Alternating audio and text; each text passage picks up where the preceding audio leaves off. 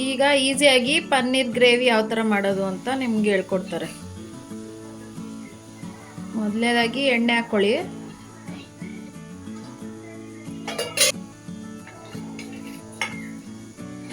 ಗೋಡಂಬಿ,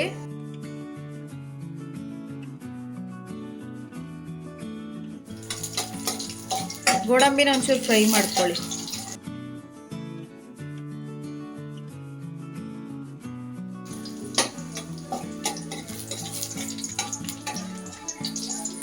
ಗೋಡಂಬಿ ಫ್ರೈ ಮಾಡಿಬಿಟ್ಟು ಅದನ್ನು ಸ್ವಲ್ಪ ಸೈಡಲ್ಲಿ ಎತ್ತಿಟ್ಬಿಡಿ.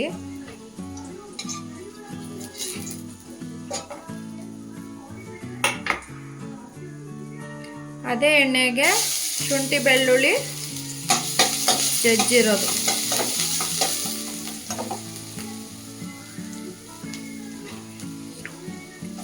ಆಮೇಲೆ ಈರುಳ್ಳಿ,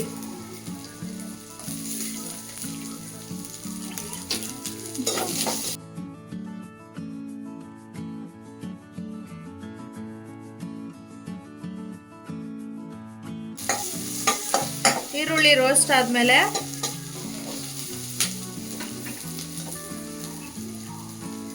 ಕ್ಯಾಪ್ಸಿಕಮ್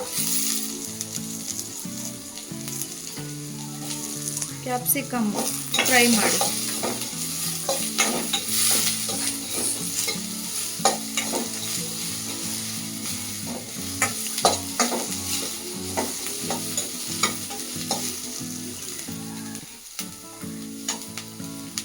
ಕ್ಯಾಪ್ಸಿಕಮ್ ಆದಮೇಲೆ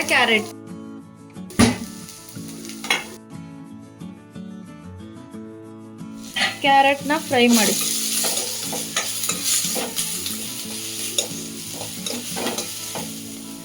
ಆಮೇಲೆ ಟೊಮೆಟೊ,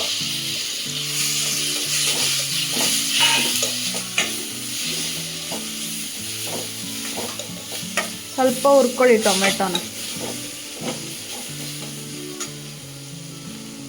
ಈಗ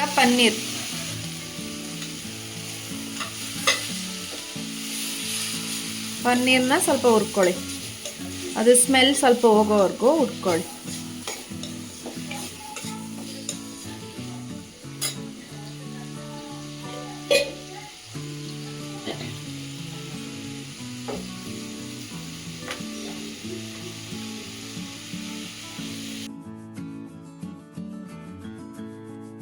ಈಗ ತರಕಾರಿ ಬೇಯಕ್ಕೆ ಒಂದು ಸ್ವಲ್ಪ ಉಪ್ಪು ಹಾಕ್ತಿದ್ದಾರೆ.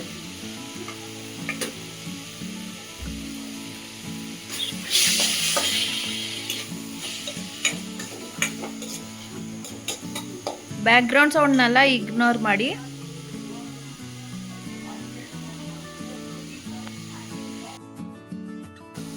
ಈಗ ರೋಸ್ಟ್ ಆಗಿದೆ.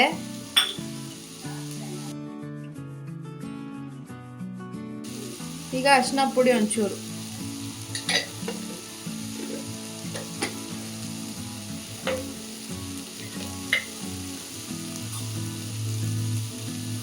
ನೆಕ್ಸ್ಟ್ ಚಿಲ್ಲಿ ಪೌಡರ್, ಖಾರಕ್ಕೆ ಎಷ್ಟು ಬೇಕೋ ಅಷ್ಟು ಚಿಲ್ಲಿ ಪೌಡರ್, ಆಮೇಲೆ ಗರಂ ಮಸಾಲ, ಗರಂ ಮಸಾಲ ನಿಮ್ಗೆ ಯಾವ್ದು ಬೇಕೋ ಅದು ಗರಂ ಮಸಾಲ ಹಾಕ್ಕೊಳ್ಳಿ.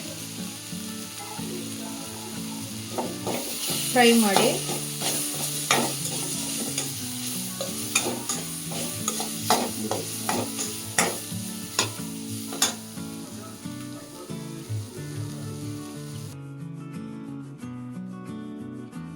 ಕಡಲೆ ಹಿಟ್ಟಿಗೆ ಸ್ವಲ್ಪ ನೀರು ಹಾಕಿ ಅದನ್ನು ಪೇಸ್ಟ್ ಮಾಡಿಕೊಂಡು ಈ ಗ್ರೇವಿ ಒಳಗಡೆ ಒಂಚೂರು ಹಾಕಿ, ಆಗ ಗಟ್ಟಿ ಬರುತ್ತೆ.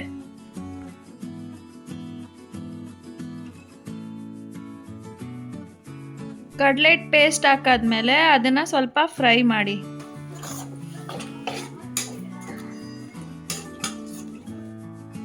ಲೋ ಫ್ಲೇಮ್ ಇಟ್ಕೊಂಡೇ ಕುಕ್ ಮಾಡಿ, ಇಲ್ಲಾಂದರೆ ಸೀದೋಗುತ್ತೆ.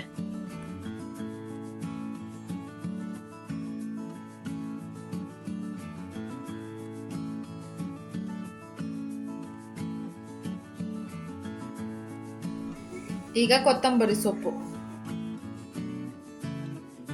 ಮತ್ತೆ ಗೋಡಂಬಿ ಲಾಸ್ಟಲ್ಲಿ.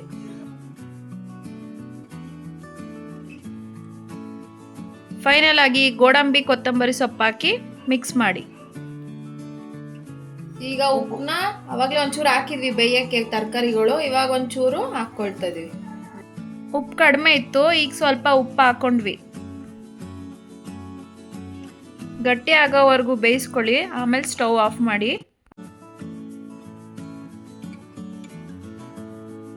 ಈಗ ಪನ್ನೀರ್ ಗ್ರೇವಿ ರೆಡಿಯಾಗಿದೆ. ಇವತ್ತಿನ ರೆಸಿಪಿ ನಿಮಗೆ ಇಷ್ಟ ಆಗಿದೆ ಅಂದ್ಕೊಳ್ತೀನಿ. ಇಷ್ಟ ಆಗಿದ್ರೆ ಸಬ್ಸ್ಕ್ರೈಬ್ ಮಾಡ್ಕೊಳ್ಳಿ, ಪಕ್ಕದಲ್ಲಿರೋ ಬೆಲ್ ಬಟನ್ನ ಪ್ರೆಸ್ ಮಾಡೋದು ಮರಿಬೇಡಿ.